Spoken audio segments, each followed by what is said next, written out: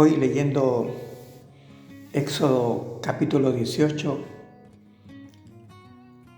desde el versículo 13 en adelante, me hizo pensar en lo siguiente. Miren, escuchen. Aconteció que al día siguiente, se sentó Moisés a juzgar al pueblo, y el pueblo estuvo delante de Moisés desde la mañana hasta la tarde. Viendo el suegro de Moisés todo lo que él hacía con el pueblo, dijo: ¿qué es esto que haces tú con el pueblo? ¿Por qué te sientas tú solo y todo el pueblo está delante de ti desde la mañana hasta la tarde? Y Moisés respondió a su suegro: porque el pueblo viene a mí para consultar a Dios. Cuando tienen asuntos, vienen a mí, y yo juzgo entre uno y el otro, y declaro las ordenanzas de Dios y sus leyes. Entonces el suegro de Moisés le dijo: no está bien lo que haces. Típico suegro, o podría haber sido suegra. No está bien lo que haces. Desfallecerás del todo tú y también este pueblo que está contigo, porque el trabajo es demasiado pesado para ti. No podrás hacerlo tú solo. Oye ahora mi voz y te aconsejaré, suegro. El suegro. Y Dios estará contigo. ¡Wow! Está tú por el pueblo delante de Dios y somete tú los asuntos a Dios. Y enseña a ellos las ordenanzas y las leyes, y muéstrales el camino por donde deben andar y lo que han de hacer. Además, escoge tú de entre todo el pueblo varones de virtud, temerosos de Dios, varones de verdad, que aborrezcan la avaricia, y ponlos sobre el pueblo por jefes de millares, de centenas, de 50 y de 10. Ellos juzgarán al pueblo en todo tiempo, y todo asunto grave lo traerán a ti, y ellos juzgarán todo asunto pequeño. Así aliviarán la carga de sobre ti y la llevarán ellos contigo. Ahora, me hace pensar esto en lo siguiente. Nosotros cuando hablamos de la iglesia, generalmente tenemos un concepto: la organización. Y en estos tiempos de pandemia, en que no nos podemos reunir, muchas personas quedan como en el aire. Entonces, ¿dónde está la iglesia? La iglesia universal, la iglesia que está en todo el mundo. Claro, es verdad, está en todo el mundo, pero la pregunta es: ¿dónde está? ¿Dónde la puedo identificar? Y aquí no es lo que identifica el hombre, sino lo que Dios ha llamado e identifica. Recuerden que Moisés estaba guiando a una multitud llamada por Dios. Era una multitud y aún eran esclavos en Egipto. Eran personas que no tenían derecho ni a pensar, solamente a obedecer. En tanto, cuando llegan a salir desde Egipto, cruzan el mar, ven y sienten la libertad de ser ellos mismos.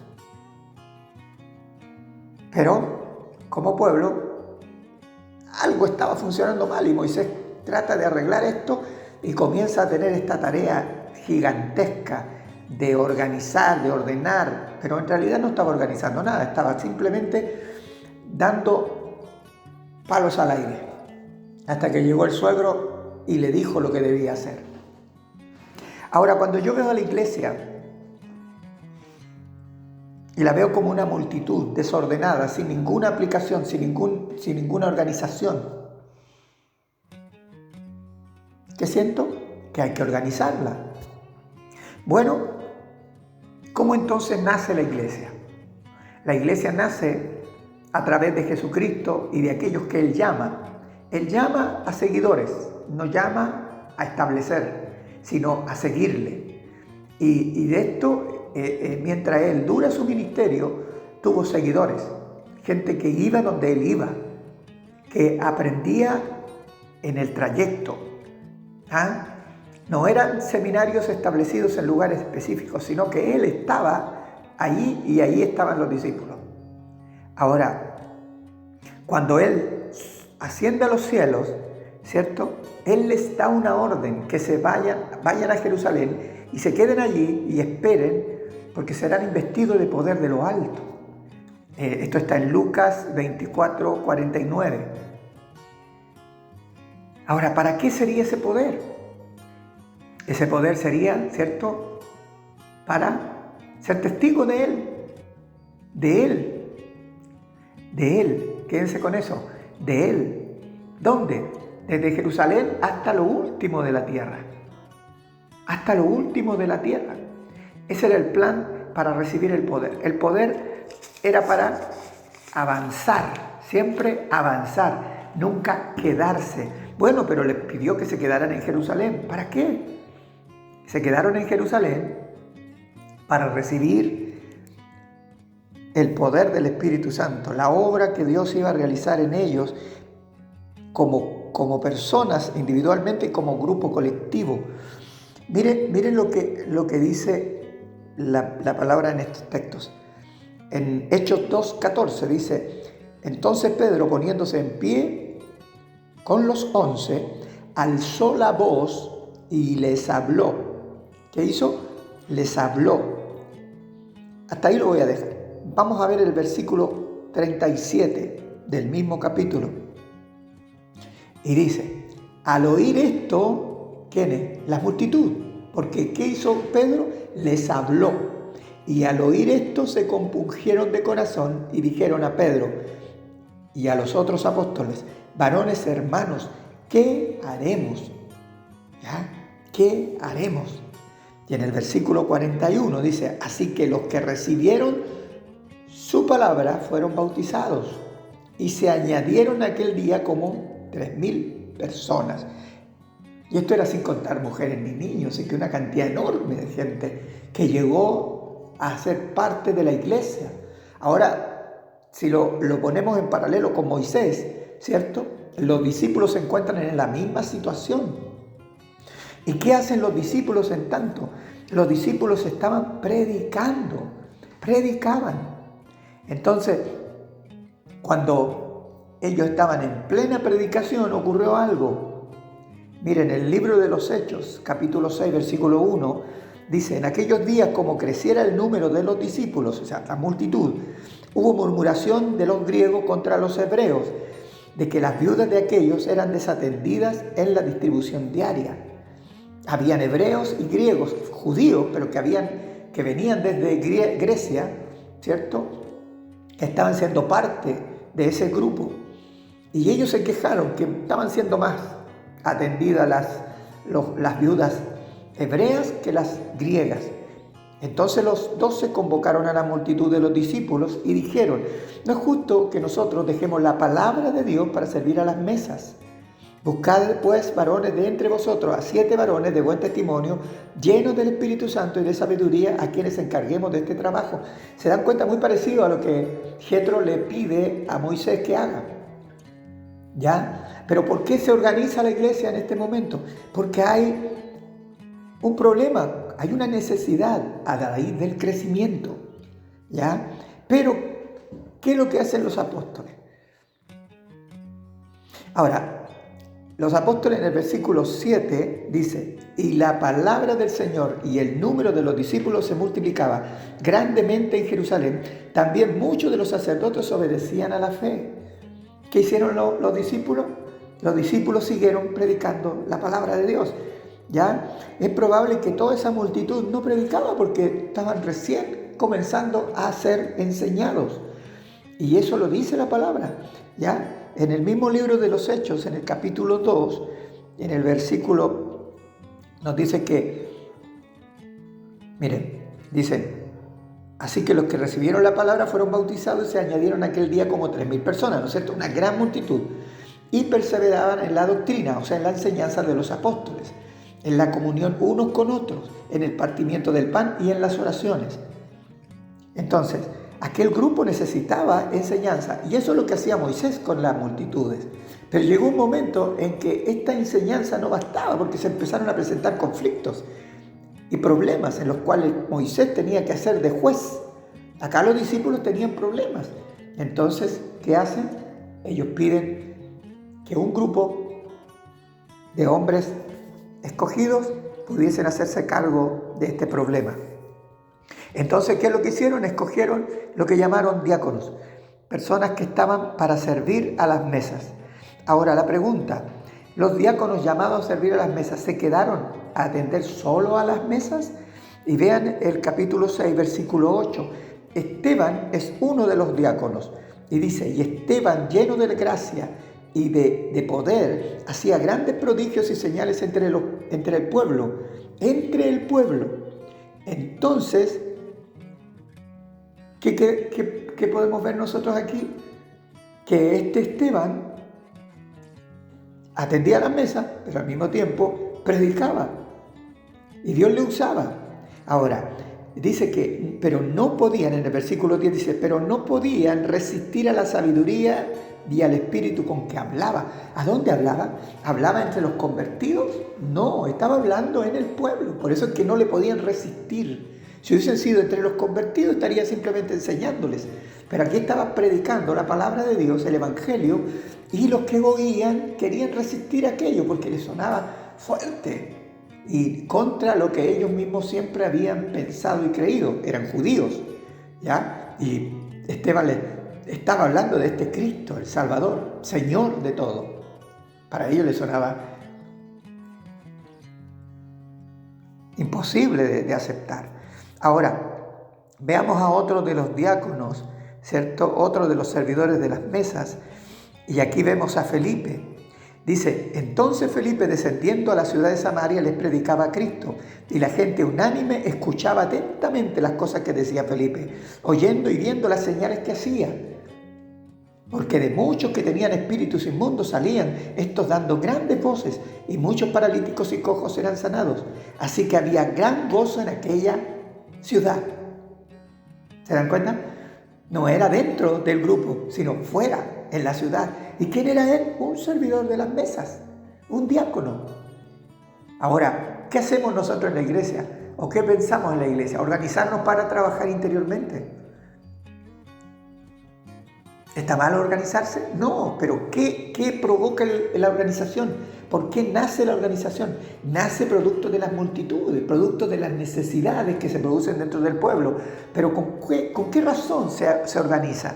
Para poder optimizar el trabajo esencial, la misión que tiene la iglesia, que es la de ir y compartir en el mundo el mensaje de Cristo. Ahora, hace años atrás yo me acuerdo que uno veía mucho a la gente predicando en la calle. Y yo siempre sentí que esta predicación en la calle no era efectiva en gran manera porque mucha gente pasaba y ya cuando las cosas se hacen habituales, la gente comienza a cerrar sus oídos. Y lo más que escuchaban también es decir por ahí, porque de tal manera amó Dios al mundo. Ya.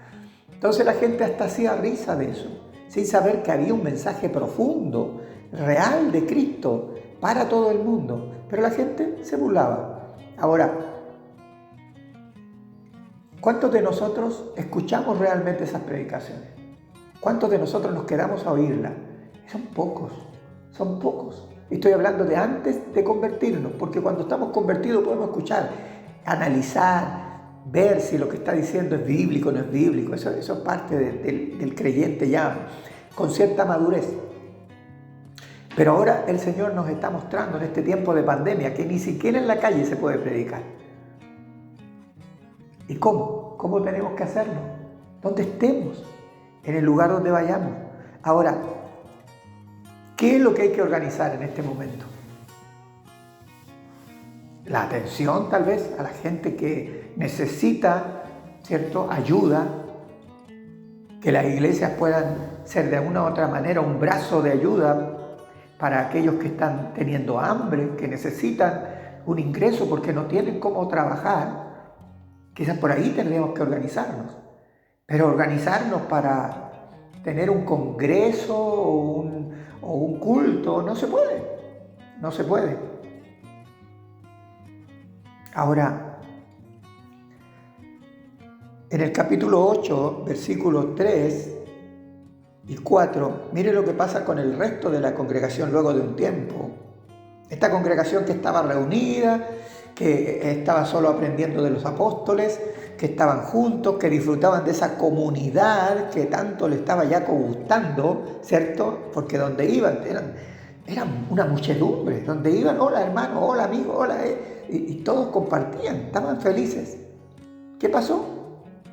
Miren, y Saulo, el que luego fue el apóstol Pablo, que en ese momento era un judío, fariseo, y era uno celoso de la ley, y por lo tanto para él, de la ley de Dios me refiero, por lo tanto para él escuchar predicar de Cristo, que predicaba el perdón de los pecados, el que hablaba de el amar al enemigo, tanta cosa que escuchaban de lo que Cristo había enseñado, que Pablo solo podía pensar que esto era una secta. Entonces, ¿qué hizo este hombre? Asolaba la iglesia, dice versículo 3, y entrando casa por casa, arrastraba a hombres y a mujeres y los entregaba en la cárcel. Ahora, ¿ustedes qué creen que pasaba allí en esas cárceles? Estaban a expensas del Imperio Romano. Los cristianos que habían creído en el Señor quedaban a expensas del Imperio Romano. Y ustedes ven en películas y qué sé yo, donde aparecen, ¿cierto?, como estos romanos cruelmente eran capaces de llevar a los cristianos ahí al Coliseo romano para que los leones se los devoraran. O los levantaban en cruces y los encendían como antorcha. Ahora, versículo 4 dice, pero los que fueron esparcidos iban por todas partes anunciando el Evangelio. Aquellos pequeños que habían aprendido algunas cosas fueron anunciando el Evangelio. Y el Señor extendía su palabra a través del mundo. Y les digo algo, llegó aquí, a lo último de la tierra. Chile, en lo último de la tierra, en este lado del continente. Somos lo último. Y acá tú estás escuchando palabra de Dios porque hubieron hombres y mujeres que siguieron compartiéndole. Ahora, no es que iban por todas partes hablando en las calles, iban y compartían persona a persona. Si hay algo poderoso y que produce crecimiento, es la reproducción celular. Cuando una persona, como una célula, se multiplica en otra y en otra y en otra, esto no para. Pero, ¿qué hacemos nosotros, los cristianos en general? Tenemos la idea que para que algo grande ocurra, tenemos que organizarnos. Nos organizamos primero, pero en Cristo es distinto a un ejército. Un ejército se organiza para atacar.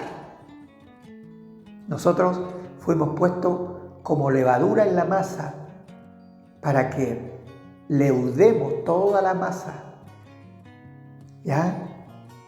Nos dijo que éramos como un grano de mostaza, que éramos algo pequeño, que iba a ir creciendo hasta levantarse como un gran árbol donde haría sombra para que aquellos que creen en él puedan estar debajo de esa sombra. Nosotros iríamos creciendo en virtud de lo que cada pequeñito, cada nuevo cristiano, cada hombre y mujer que cree en el Señor, sabes mucho, sabes poco, no importa. Lo que importa es que tú compartas de aquel que te salvó y aquel que te ama. Lo más importante es que tú puedas ser testigo de Cristo. ¿Y qué es Cristo? Es amor, es el amor de Dios, que en la cruz del Calvario perdonó tus pecados y te dio vida eterna mediante la fe que has puesto en Él. Eso es. Además resucitó. Y si tú estás a las puertas de la muerte en un momento en un hospital ahí con un coronavirus y estás lleno de esas máquinas dándote aire artificialmente y tú recién te empiezas a dar cuenta que vas a partir de este mundo, ¿a quién recurres? A Dios. Por medio de Jesucristo, tú obtienes el perdón. La gracia de Dios, que no es por obra humana, sino por la gracia, es algo inmerecido, es un regalo que Dios te otorga. Ensancha tu corazón para que tú puedas partir en paz. ¿Cuánta gente ha oído el Evangelio y le perdió total interés por alguna razón? Pero ahora en este tiempo, donde donde estás solo o sola, donde tienes que pensar en qué es lo que realmente vale. Y te das cuenta de que la vida es más que la comida, es más que el vestido, ¿cierto? Es más que tu empresa. Hay algo que te había pasado, no te habías percatado. Tu fe en Cristo es la que te sostiene en estos momentos. Y organizar o no organizar en este tiempo no es lo importante. Organización u organismo. Nosotros somos parte del cuerpo de Cristo y el cuerpo de Cristo no es una organización, es un organismo. Y dice la palabra que Él puso en el cuerpo a los miembros como Él quiso. Y Él está ahí donde tú estás. Porque Él te ha puesto ahí donde estás. Porque Él así lo quiso. Y antes que nacieras ya Él te conocía. Y hoy te está diciendo, tú eres llamado a ser parte de mi cuerpo. Cuando pase todo esto, Dios te va a guiar. Pero primero tienes que conocerle a Él. Como esos pequeñitos que comenzaron a creer en el día de Pentecostés. Nunca imaginaron que luego iban a salir predicando y compartiéndole a la gente, a sus familiares, amigos, y a donde quiera que iban, compartían el testimonio de lo que habían creído. Es maravilloso. Ahí está la iglesia. Esa es la iglesia de Cristo. La iglesia que se propaga por el mundo y que propaga el mensaje del Evangelio. Ahora, si tú perteneces a una congregación, no estoy diciendo que tú tengas que salirte de allí, pero asume tu responsabilidad. Y digo responsabilidad, no estoy diciendo obligación, porque la obligación suena a algo como que te empujan. No, acá el Señor te atrae con cuerdas de amor a ti. Y eres tú el que anhela compartir algo que Dios te ha dado en estos días. En una conversación con un amigo, con un compañero de trabajo, con alguien, como así conversabas antes de fútbol, no digo que no lo puedas seguir haciendo, pero antes no era tema hablar de Cristo, ahora sí. ¿Te das cuenta? Porque eres parte de su cuerpo. Que Dios te bendiga.